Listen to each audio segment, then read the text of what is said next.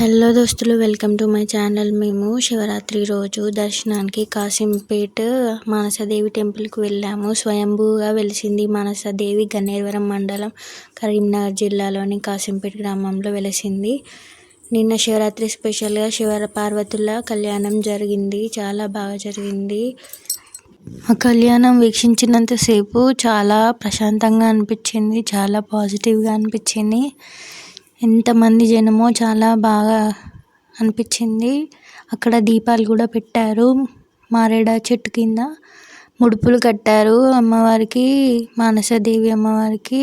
అవన్నీ ముడుపులు కోరిక నెరవేరుతుందనే నమ్మకంతో ముడుపు కడతారు. అలాగే ఇక్కడ 108 శివలింగాలు ఉంటాయి. అభిషేకం చేస్తున్నారు శివుని దగ్గర. ఇక్కడ ఆంజనేయ స్వామి విగ్రహం కూడా ఉంటుంది. స్వయంభూ నరసింహస్వామి కూడా వెలిశారు.